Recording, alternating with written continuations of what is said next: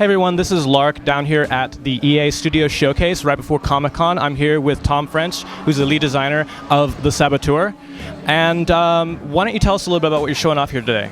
So we're showing one of our missions we call the cemetery mission in the game. It actually takes place at a real cemetery in Paris.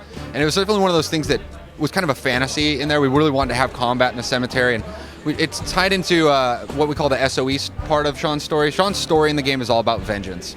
But along the way, he has to kind of work with people. And the premise of this is he has to get this trunk that the Nazis have unearthed in this cemetery and bring it to the SOE. And if he does that for them, they'll basically point him in the direction to his enemy Dierker. And so he does that, and it's really cool. It's kind of a fantasy piece in there.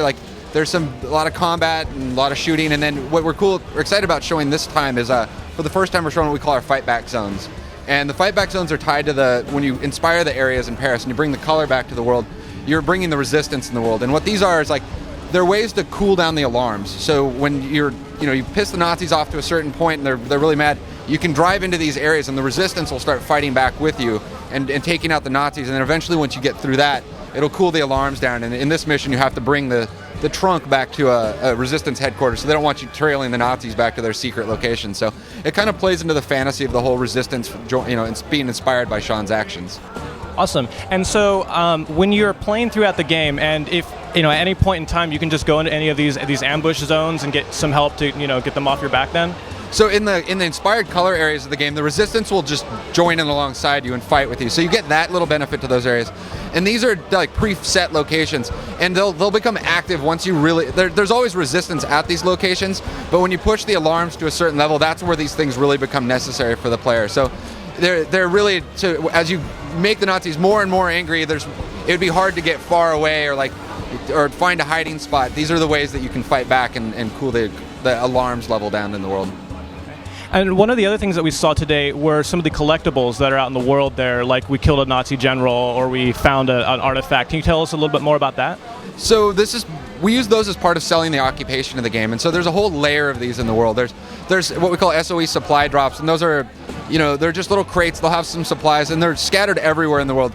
And there's also generals. There's propaganda speakers. There's towers that have snipers in them. There's anti-aircraft guns and tanks. So there's really a whole variety of these things. And we really wanted to make these things actually use the mechanics of the game, the combat of the game, but they're persistent. So, if there's a sniper tower and the guy keeps shooting you and you go blow that tower up, that tower's gone forever. So there can even be an interplay between missions. Sometimes they're layered in mission areas, especially in Paris and the sandbox in there. And so you can go in there, when you're not in a mission state, take out the tower, and that way that sniper's not shooting you in the back while you're trying to get to your main goals. And then as we were going through the cemetery, I noticed that there were a lot of alarm boxes you could cut off. So that's just another way that you can get the Nazis off your back when you're in the heat of fire, right? Yeah, the alarm boxes are more we use those in the bases because that's where they make sense. But out in the world, there's a lot of different type of hiding. They kind of function almost the same. We call them hiding spots. And so we have these pissoirs, which are like urinals scattered around the world. There's rooftop hiding spots. There's shacks that you can hide in. There's brothel hiding spots. So there's a lot of different variety of those even scattered around the world as well.